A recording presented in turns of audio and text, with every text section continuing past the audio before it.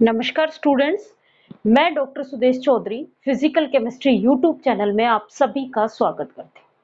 हम लोग CSIR net, IIT gate और जैम से रिलेटेड फिजिकल केमिस्ट्री स्टार्ट कर रखी है। इस फिजिकल केमिस्ट्री में हमने जो टॉपिक स्टार्ट कर रखा है वो है chemical kinetics. Last video lecture से मैंने आप लोगों को जो स्टार्ट करवा रखा है वो है थ्योरीज। थ्योरीज में हमने आर्रेनियस थ्योरी पढ़ी, उसके बाद हमने कोलोजन थ्योरी पढ़ी और जो लास्ट टॉपिक हमारा चल रहा था वो ट्रांजिशन स्टेट थ्योरी पढ़ रही थी। आज मैं इस ट्रांजिशन स्टेट थ्योरी के साथ में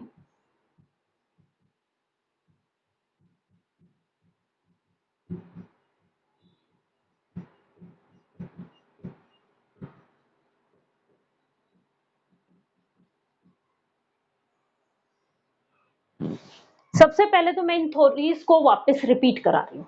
देखो, सबसे पहले हमने पढ़ी आर्रेनियस थ्योरी। आर्रेनियस थ्योरी में हमने के की वैल्यू लिखी थी a⁻⁻ ठीक है। उसके बाद हमने पढ़ी कोलोजन थ्योरी, यही पढ़ी, और कोलोजन थ्योरी की वैल्यू हमने क्या निकाली थी, के की वैल्यू कोलोजन थ्योरी के according k equal to z⁻⁻ ये निकाली थी। उसके बाद कल की क्लास में या कल का जो वीडियो अपलोड किया गया था उसमें हमने ट्रांजिशन स्टेट थ्योरी पढ़ा था। ट्रांजिशन स्टेट थ्योरी के अंदर हमने k की वैल्यू क्या निकाली थी, kBT/H इंटू KC। इस KC को फिर हमने थर्मोडायनेमिक्स, क्लासिकल थर्मोडायनेमिक्स के से एक्सप्रेस किया गया था, जो बाद में एक वैल्यू और लिखी गई थी। आज हमें जो चाहिए वो ये वाला वैल्यू चाहिए। आज मैं आप लोगों को ट्रांजिशन स्टेट थ्योरी और पार्टीशन फंक्शन में रिलेशन करवाने वाली हूँ। वैसे तो हम पार्टीशन फंक्शन को पूरा का पूरा थर्मोडायनेमिक्स, स्टैटिकल थर्मोडायनेमिक्स में पढ़ेंगे, लेकिन अभी आप लोगों को जितना यूज आएगा मैं उतना पार्टीशन फंक्शन आपको समझा रही हूँ। पहले पार्टीशन फंक्शन जो है वो एक मैथमेटिकल एक्सप्रेशन है जो उस मॉलिक्यूल में प्रेजेंट एनर्जीज के आइडिया के बारे में हमें डिफाइन करता है। ये जो एनर्जीज हैं ये मोशन के कारण होती हैं, ट्रांसलेशन, रोटेशनल और वाइब्रेशनल एनर्जीज। मीन्स जो पार्टीशन फंक्शन है वो ट्रांसलेशन एनर्जी, रोटेशनल एनर्जी और वाइब्रेशनल एनर्जीज को डिफाइन करने के लिए आता है। इन एनर्जीज के साथ डिग्री ऑफ फ्रीडम एसोसिएट होते हैं, translation degree of freedom, vibrational degree of freedom और रोटेशनल डिग्री ऑफ फ्रीडम। तो पार्टीशन फंक्शन जो है वो भी आपके पास 3 टाइप का हो जाएगा। कौन कौन से? Translation partition function, rotational partition function और वाइब्रेशनल पार्टीशन फंक्शन। तो जो टोटल पार्टीशन फंक्शन है उस मॉलिक्यूल का, वो इन तीनों पार्टीशन फंक्शन का प्रोडक्ट मिलता है। ठीक है। उसके बाद ये जो पार्टीशन फंक्शन है ये टेम्परेचर के ऊपर डिपेंड करता है। चलो आगे, यहां तक की चीजें समझ में आई। अब हमारे पास आता है कि डिग्री ऑफ फ्रीडम किसे कहते हैं। क्या आता है? पहले मैं आपको केवल जर्नल चीजें बता रही हूं। डिग्री ऑफ फ्रीडम किसे कहा जाता है? क्या है डिग्री ऑफ फ्रीडम? कि मॉलिक्यूल को रिप्रेजेंट करने के लिए, स्पेस में रिप्रेजेंट करने के लिए रिक्वायर्ड कोऑर्डिनेट्स ही क्या कहलाते हैं? मिनिमम कोऑर्डिनेट्स, जो उस मॉलिक्यूल को 3D स्पेस में डिफाइन कर सकें, वो क्या कहलाते हैं? उसके डिग्री ऑफ फ्रीडम कहलाते हैं। मान लो कोई मॉलिक्यूल जो है वो किसी एक लाइन की फॉर्म में हमें रिप्रेजेंट करना है, तो इसके लिए हमें कितने कोऑर्डिनेट्स की रिक्वायरमेंट होगी? केवल एक ही कोऑर्डिनेट्स की रिक्वायरमेंट होगी। लेकिन यदि मुझे इसको XY प्लेन में डिफाइन करना होगा तो मुझे मिनिमम कितने कोऑर्डिनेट्स की रिक्वायरमेंट होगी? 2 कोऑर्डिनेट्स की रिक्वायरमेंट होगी। तो इसके लिए डिग्री ऑफ फ्रीडम कितनी हो जाएगी? 2। लेकिन यदि मुझे स्पेस में डिफाइन करना है, मीन्स 3D के अंदर डिफाइन करना है, तो मुझे मिनिमम कोऑर्डिनेट्स कितने चाहिए? 3, x, y और z। तीनों को के कोऑर्डिनेट्स मुझे पता होंगे तो ही मैं बता सकती हूँ। तो इसके लिए डिग्री ऑफ फ्रीडम कितना हो गया? 3 मीन्स यदि किसी मॉलिक्यूल में n एटम प्रेजेंट हैं तो एक एटम को की पोजीशंस को बताने के लिए हमें मिनिमम कितने कोऑर्डिनेट्स रिक्वायर हो रहे थे? 3 और उसमें n एटम प्रेजेंट हैं तो टोटल डिग्री ऑफ फ्रीडम कितनी हो जाएगी? 3n। ये 3n डिग्री ऑफ फ्रीडम जो है इसके साथ 3 डिग्री ऑफ फ्रीडम एसोसिएट होती है। कौन कौन सी? 3 तरीके के मोशंस होते हैं, इसलिए इसके साथ जो है वो 3 डिग्री ऑफ फ्रीडम एसोसिएट होती है। कौन कौन सी? Translation degree of freedom, rotational degree of freedom और वाइब्रेशनल डिग्री ऑफ फ्रीडम। कौन कौन सी रहती है इसके साथ? Translation,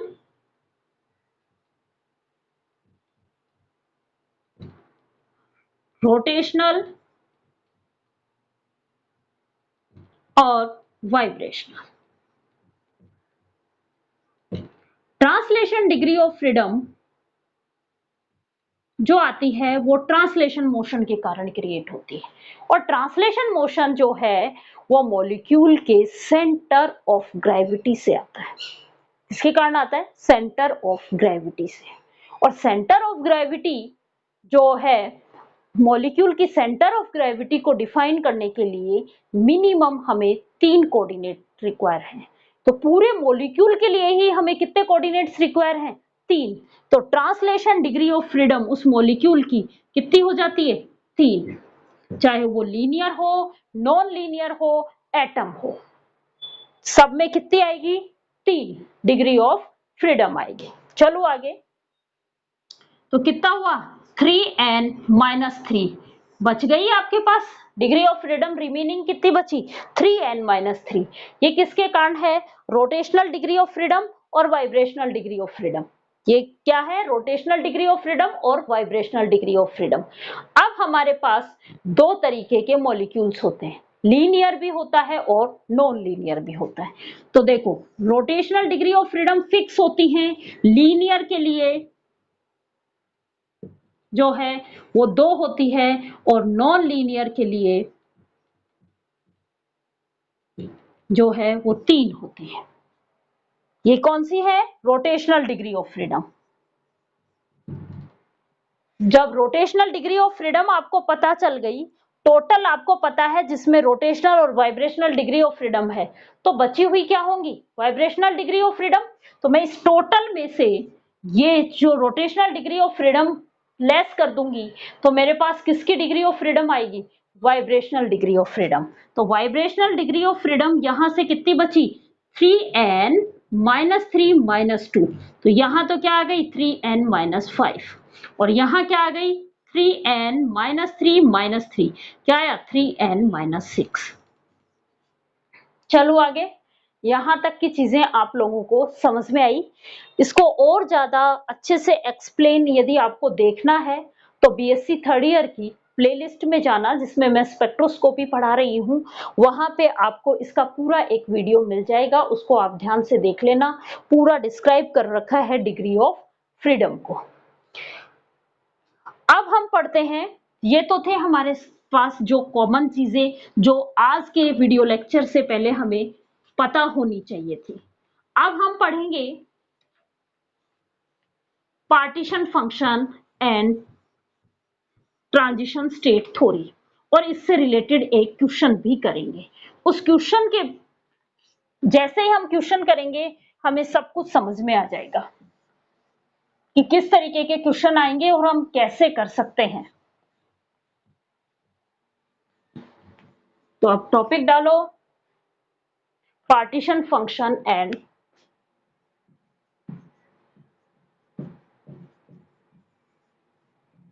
partition function and transition state theory। पहले मैं पार्टीशन फंक्शन के बारे में कुछ 2-4 लाइनें लिखवा रही हूं। पार्टीशन फंक्शन क्या होता है, क्या है, अभी बताया था मैंने आपको। पार्टीशन फंक्शन एक मैथमेटिकल एक्सप्रेशन है जो हमें मॉलिक्यूल्स में प्रेजेंट एनर्जीज के बारे में आइडिया देता है। तो क्या है? It is a mathematical expression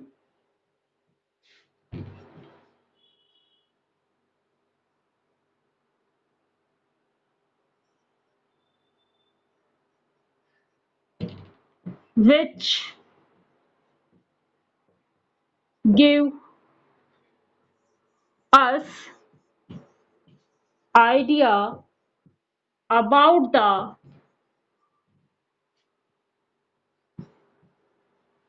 molecular energy associated with degree of freedom. Molecular energy associate with degree of freedom, जिसके साथ क्या एसोसिएट है, डिग्री ऑफ फ्रीडम एसोसिएट है। कौन कौन सी डिग्री ऑफ फ्रीडम है? डिग्री ऑफ फ्रीडम कौन कौन सी है? तीन तरीके की अभी पढ़ी थी, तो यहां पे तीनों तरीके की एनर्जी होंगी। कौन कौन सी? ट्रांसलेशन, रोटेशनल और वाइब्रेशनल। तो यहां पे तीन तरीके का ही हम क्या देखते हैं, पार्टीशन फंक्शन भी इनके साथ तीन तरीके का एसोसिएट होता है। पार्टीशन फंक्शन की जो वैल्यू होती है वो किस पे डिपेंड करती है? टेम्परेचर पे। तो अगली लाइन क्या है? Partition function depend on the temperature. ठीक है, पार्टीशन फंक्शन की जो वैल्यू है वो टेम्परेचर पे डिपेंड होती है। चलो आगे। पार्टीशन फंक्शन को हम कैपिटल क्यू, स्मॉल क्यू या एफ से डिनोट कर सकते हैं। तो partition function it is denoted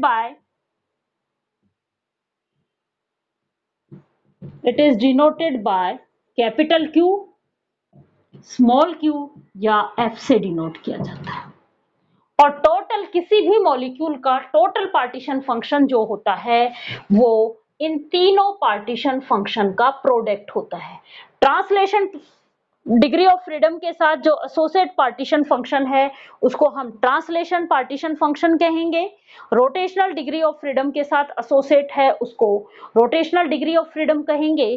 और वाइब्रेशनल डिग्री ऑफ फ्रीडम के साथ जो एसोसिएट है उसको वाइब्रेशनल पार्टीशन फंक्शन कहा जाएगा। ट्रांसलेशन पार्टीशन फंक्शन को QT से डिनोट करेंगे, रोटेशनल पार्टीशन फंक्शन को QR से डिनोट किया जाएगा और वाइब्रेशनल को पार्टीशन फंक्शन को QV से डिनोट किया जाएगा। ठीक है, तो ट्रांसलेशन के साथ मैं यहां लिख रही हूं ट्रांसलेशन पार्टीशन फंक्शन किससे डिनोट करूंगी मैं? QT से। फिर वाइब्रेशनल पार्टीशन फंक्शन किससे डिनोट किया जाएगा? QV से। और रोटेशनल पार्टीशन फंक्शन किससे डिनोट किया जाएगा? QR से। और जो टोटल पार्टीशन फंक्शन होगा वो इन तीनों पार्टीशन फंक्शन का प्रोडक्ट होगा। मॉलिक्यूल का टोटल पार्टीशन फंक्शन जो होगा वो इन तीनों का प्रोडक्ट होगा। तो Q जो हमें मिलेगा वो मिलेगा QT into QV into QR से। ये सिर्फ और सिर्फ आपको पार्टीशन फंक्शन के बारे में मैंने थोड़ा सा आपको बताया है। ठीक है, इतना पता होना चाहिए क्योंकि बाकी चीजें तो हम पार्टीशन फंक्शन की थर्मोडायनेमिक्स, स्टैटिकल थर्मोडायनेमिक्स पढ़ेंगे, उसमें डिस्क्राइब करेंगे। चलो आगे। अब हम इस पार्टीशन फंक्शन और ट्रांजिशन स्टेट के बीच का एक रिलेशन, ट्रांजिशन स्टेट थ्योरी के बीच का एक रिलेशनशिप देखेंगे। सबसे पहले ट्रांजिशन स्टेट थ्योरी के अकॉर्डिंग रेट क्या निकला था? K equal to KBT upon H into में KC, यही फाइंड आउट हुआ था। अब कल की क्लास में मैंने केसी जो निकाला था वो क्लासिकल थर्मोडायनेमिक्स का यूज करते हुए निकाला था, डेल जी की फॉर्म में निकाला था। डेल एच और डेल एस की फॉर्म में फाइंड आउट किया था। आज हम जो है वो पार्टीशन फंक्शन के साथ पढ़ रहे हैं, इसलिए स्टैटिकल थर्मोडायनेमिक्स से केसी की वैल्यू फाइंड आउट करेंगे। ठीक है, इतनी बात याद रहेगी आप लोगों को। देखो आप, according to transition state theory,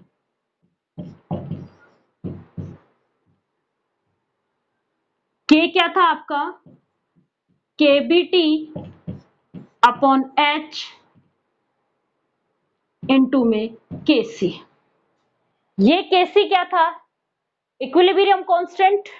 कहां से आया था ये इक्विलिब्रियम कांस्टेंट, कि ट्रांजिशन स्टेट थ्योरी के अजम्पशंस के अकॉर्डिंग पहले मॉलिक्यूल्स जो हैं वो आपस में कोलिजन करके एक कॉम्प्लेक्स बनाते हैं, जिसको एक्टिवेटेड कॉम्प्लेक्स कहा जाता है। ये एक्टिवेटेड कॉम्प्लेक्स जो है वो रिएक्टेंट मॉलिक्यूल्स के साथ इक्विलिब्रियम में रहता है।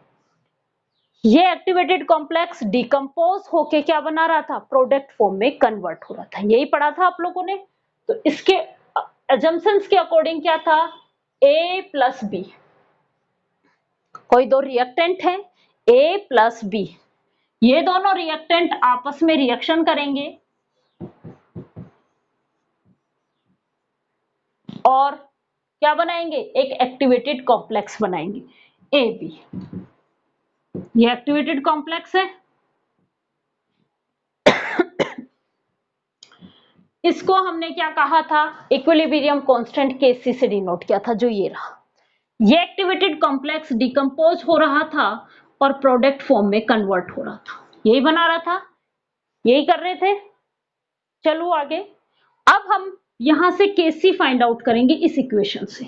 केसी क्या था हमारा, देखो आप, केसी था क्या था, ये अपॉन ये, इसकी कंसंट्रेशंस अपॉन इनकी concentrations, A B star upon A की कंसंट्रेशंस इनटू बी की कंसंट्रेशंस। ठीक है, ये तो सिंपल इक्विलिब्रियम इक्विलिब्रियम थ्योरम से आया है।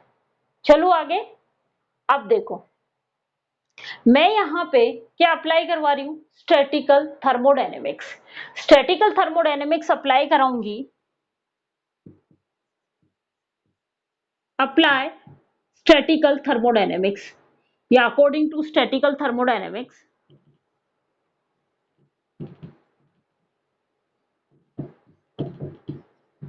स्टैटिकल थर्मोडायनेमिक्स के अकॉर्डिंग केसी क्या होता है आपका, इसका पार्टीशन फंक्शन, एक्टिवेटेड कॉम्प्लेक्स का पार्टीशन फंक्शन मैं स्टार से डिनोट कर रही हूं ए बी, अपॉन ए का पार्टीशन फंक्शन इनटू बी का partition function E raise to power minus E A upon R T. अभी मैंने आपको थोड़ी देर पहले बताया था कि किसी भी मॉलिक्यूल का जो टोटल पार्टीशन फंक्शन होता है वो rotational partition function into vibrational partition function into translation partition function का प्रोडक्ट होता है। तो ये क्या हुआ, इसको मैं अगर और सिंप्लीफाई करूं तो के सी क्या हो गया, Q translation into Q rotational into Q vibrational. Star से डिनोट कर रहे हैं, स्टार का मतलब किसके लिए लिखा है, ये किसके लिए लिखा है, कॉम्प्लेक्स के, अपॉन ये क्या है, इसके लिए क्या लिखूं मैं, Q T into Q R into Q V, और यहां ए लगा दिया, इसका मतलब ये पार्टीशन फंक्शन किसके लिए लिखा है मैंने, ए के लिए, और ऐसे ही क्या आ जाएगा, Q T into Q R into Q V, किसके लिए, बी वाले के लिए। ये दिख तो रहा है ना आप लोगों को, और इनटू में क्या आ गया, E raise to power minus E A upon R T. ये तो एज इट इज लिखा हुआ है, ये वैल्यू उठा के मैं कहां रख दूं, इस इक्वेशन में, ये वैल्यू उठा के मैं कहां रख दूं, इस इक्वेशन में। तो के की वैल्यू आपके पास क्या आएगी,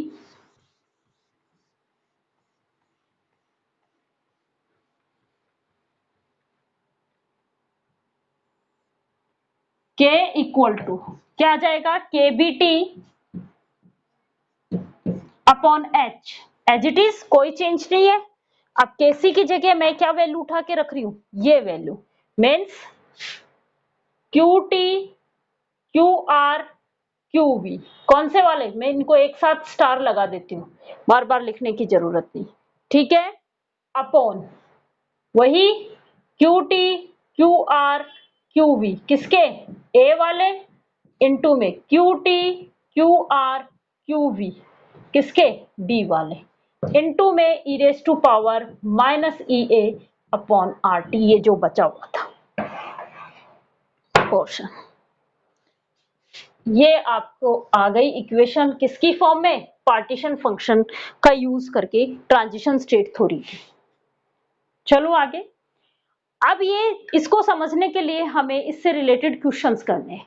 क्वेश्चन से पहले आपको मैं डिग्री ऑफ फ्रीडम की एक टेबल लिखवा रही हूं, ठीक है। पहले वो टेबल समझो डिग्री ऑफ फ्रीडम की।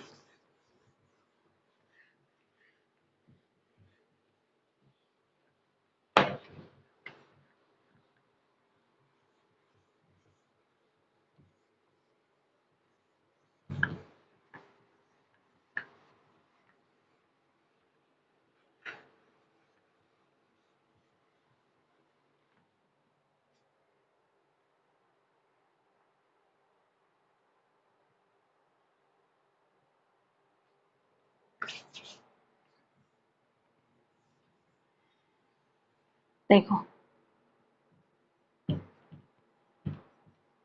डिग्री ऑफ फ्रीडम, ये एक टेबल है। हमें अभी मैंने थोड़ी देर पहले बताया था आपको, टोटल डिग्री ऑफ फ्रीडम जब भी हम निकालेंगे क्या फॉर्मूला लेंगे, 3n। क्या फॉर्मूला काम में लिया जाएगा, 3n। 3n में कौन कौन सी डिग्री होंगी, ट्रांसलेशन, रोटेशनल और वाइब्रेशनल डिग्री ऑफ फ्रीडम होगी, ठीक है। चलो आगे। अब मैं इसी की टेबल बना रही हूं।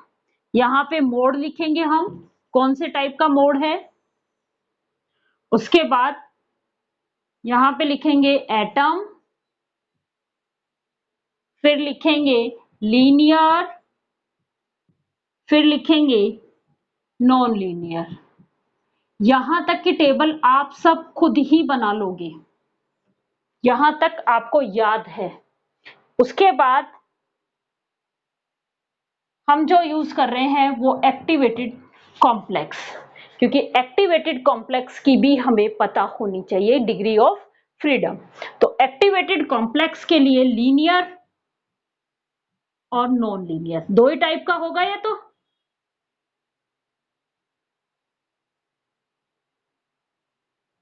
एक्टिवेटेड कॉम्प्लेक्स नॉन लीनियर, भी एटम तो हो नहीं सकता। चलो आगे, कौन कौन से मोड हैं, रोटेशनल,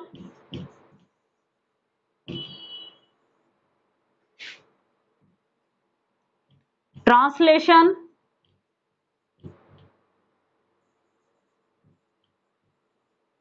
और वाइब्रेशनल।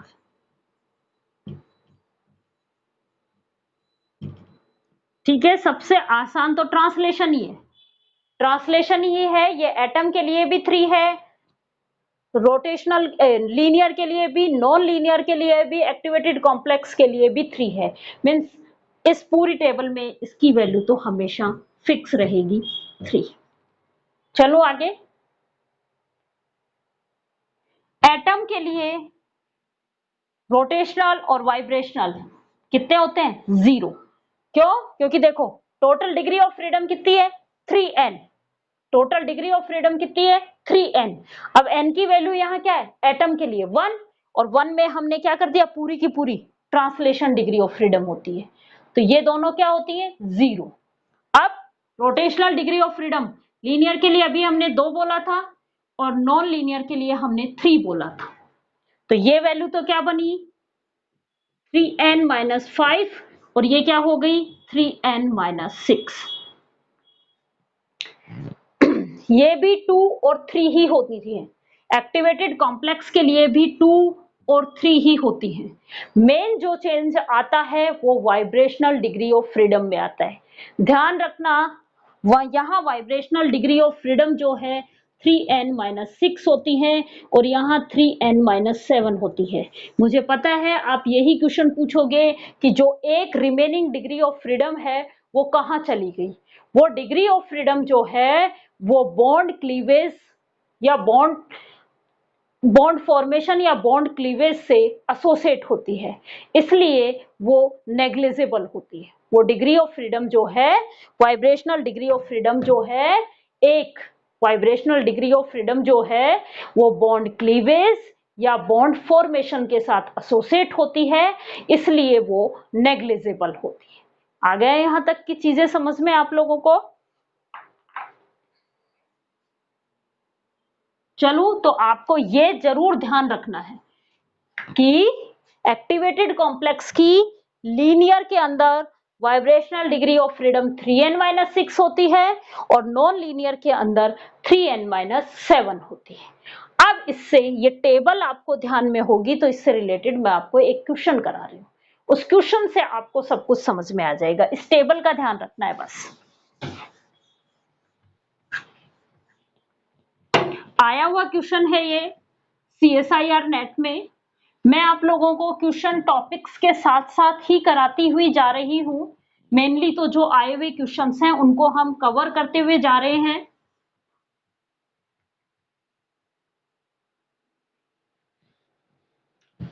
देखो, एक क्वेश्चन आया हुआ है।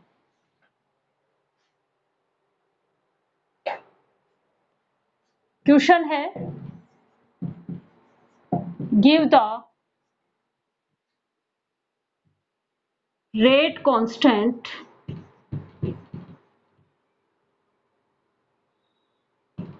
in the term of partition function.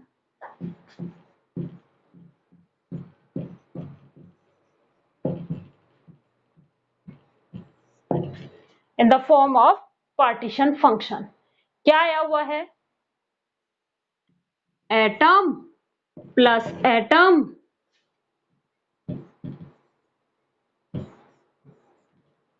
उसके बाद जो एक्टिवेटेड मॉलिक्यूल है वो लीनियर दिया हुआ है और उसके बाद प्रोडक्ट बना हुआ है। ये रिएक्शन दी हुई है आपको, ठीक है? क्या सबसे पहले आप के लिखो। कौन सी पार्टीशन फंक्शन के लिए ट्रांजिशन स्टेट थ्योरी वाला लिखेंगे? के क्या आएगा?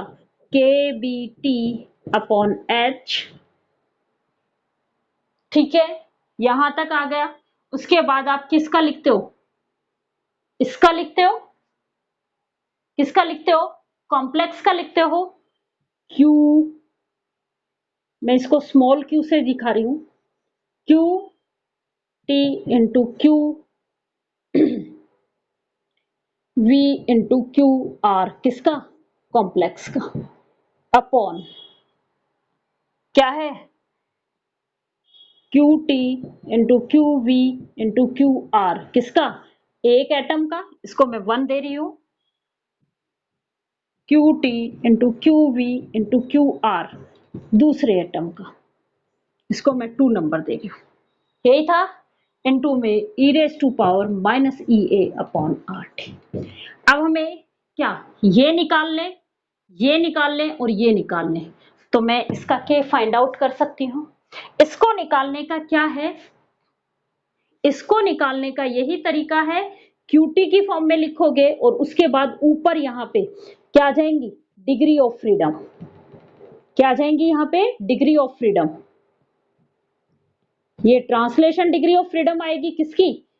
एक्टिवेटेड कॉम्प्लेक्स की। यहाँ पे ऊपर जो पावर की फॉर्म में आएगी वो वाइब्रेशनल डिग्री ऑफ फ्रीडम आएगी किसकी? एक्टिवेटेड कॉम्प्लेक्स की। तो सबसे पहले अब हम एक्टिवेटेड कॉम्प्लेक्स और इनकी डिग्री ऑफ फ्रीडम निकालेंगे, ठीक है? देखो, एटम था, मैं इसकी बात कर रही हूँ, 1 एटम की, मीन्स ये निकाल रही हूँ, निकालना सिखा रही हूँ आप लोगों को। आप ध्यान से देखो, ट्रांसलेशन डिग्री ऑफ फ्रीडम क्या बताई थी हम एटम के लिए? 3, मीन्स क्यूटी की, तो यहां पे क्या हो गया? 3। अब उसके बाद रोटेशनल डिग्री ऑफ फ्रीडम और वाइब्रेशनल डिग्री ऑफ फ्रीडम क्या थी इनके लिए, 0। तो क्यू आर भी क्या हो गया, 0, और क्यू वी भी क्या हो गया आपका, 0। सेम ऐसा ही क्या होगा इसके लिए होगा, क्या होगा, Q T 3, Q R 0, Q V 0। ये चीजें आपको समझ में आई क्या? भाई एटम के लिए हमने डिग्री ऑफ फ्रीडम अभी लिख के दिखाया था कि total degree of freedom 3n होती है। 3n का मतलब कितना हुआ, 3 into 1 कितनी हुई, 3। उसके बाद मैंने ये कहा कि ट्रांसलेशन डिग्री ऑफ फ्रीडम, चाहे एटम हो, लीनियर हो, नॉन लीनियर हो, एक्टिवेटेड हो, कोई भी हो, सबके लिए क्या था, 3। ठीक है, तो ट्रांसलेशन डिग्री ऑफ फ्रीडम जब 3 है तो मुझे ट्रांसलेशन पार्टीशन फंक्शन जब मैं लिखूंगी तो कि ये जो डिग्री है ये ऊपर आ गई पावर की फॉर्म में, तो क्यूटी की पावर लगा दी मैंने। उसके बाद rotational degree of freedom atom के लिए 0 थी, वाइब्रेशनल डिग्री ऑफ फ्रीडम भी एटम के लिए क्या थी, 0। यहां तक का हो गया काम आपको, मींस ये वाला आपको पता चल गया। यहां 1 और स्क्वायर मत समझ लेना, ये एटम के नंबर हैं, मैंने यहां इसको 2 दिया है इसलिए 2 लिखा है। कभी आप ये सोच लो इसको स्क्वायर किया है, स्क्वायर नहीं है यहाँ पे। एटम 1 और एटम 2। चलो आगे, अब मुझे इसका निकालना है। देखो कितने नंबर ऑफ एटम जुड़ गए यहाँ पे, 2, मीन्स n की वैल्यू तो यहाँ पे क्या आ गई, 2। चलो आगे, ट्रांसलेशन डिग्री ऑफ फ्रीडम निकालने में कोई जोर ही नहीं है क्योंकि वो तो है ही 3। तो यहाँ पे क्या आ गया इसका क्यूटी, तो क्या आ गया आपका 3। और टोटल कितनी आई, 3n मीन्स 6 में से 3 तो ट्रांसलेशन आ गई, 2 क्या है रोटेशनल। 2 डिग्री ऑफ फ्रीडम क्या है, कैसा है, लीनियर। लीनियर के लिए रोटेशनल डिग्री ऑफ फ्रीडम कितनी थी, 2। तो क्यू आर कितना हो गया, 2। बची हुई वाइब्रेशनल डिग्री ऑफ फ्रीडम है, बची हुई वाइब्रेशनल डिग्री ऑफ फ्रीडम है, कितनी है वाइब्रेशनल डिग्री ऑफ फ्रीडम, 3, 2। और नॉन लीनियर के लिए देखो आपने क्या लिखा था, 3n-6। लीनियर के लिए क्या लिखा था, 3n-6। तो वाइब्रेशनल 3n-6, 3 इंटू में n क्या है यहाँ पे 2 - 6 कितने हो गए, 6 - 6 क्या हो गया, 0। मीन्स यहाँ पे QV की वैल्यू क्या आ गई, 0 है आई। क्योंकि एक जो वाइब्रेशनल डिग्री ऑफ फ्रीडम बचती है वो किसके लिए आती है, बॉन्ड क्लीवेज और बॉन्ड फॉर्मेशन, इसलिए वो नेग्लेक्ट हो जाती है। तो ये आ गया QT 3, QR 2, QV 0। चलो आगे, ये वैल्यू मैंने यहाँ पे पुट करूंगी और क्या निकाल लूंगी, K की वैल्यू फाइंड आउट कर लूंगी। तो K क्या आया मेरा, K equal to KBT upon H, as it is. यहां पे मैं लिख रही हूं पहले क्या आएगा, QT3, QR 2 और QV 0 अपॉन ये क्या है सब QT3 और यहां भी क्या है QT3। भाई 0 0 लिखने से भी मतलब नहीं है, यहां भी मत लिखो, चलो लिख लो। अगर आपको 0 का मतलब तो क्या है 1 ही हुआ, जिसकी पावर 0 वो किस में बदल गया 1। तो यहां से भी क्या निकल के आ गई QT3 और यहां से भी क्या निकल के आ गई QT3 और यहां पे क्या क्या बच गई QT3 QR², यही बचा। मैं यहां 0 हटा देती, इसको हटा देते QT3 e raised to power -EA upon RT। इससे ये कैंसिल आउट, एक QT3 से एक QT3 कैंसिल आउट, क्या बचा आपके पास K equal to KBT upon H QR की स्क्वायर अपॉन QT की 3 e raised to power -EA upon RT। ये वाला आपको ऑप्शन मिल जाएगा, वहां पे टिक करना है। इस तरीके के क्वेश्चंस आते हैं। कल हम इससे रिलेटेड और थोड़े से क्वेश्चंस पे प्रैक्टिस करेंगे। पार्टीशन फंक्शन और ट्रांजिशन स्टेट थ्योरी से रिलेटेड ही क्वेश्चंस कल हम पढ़ेंगे। Thank you.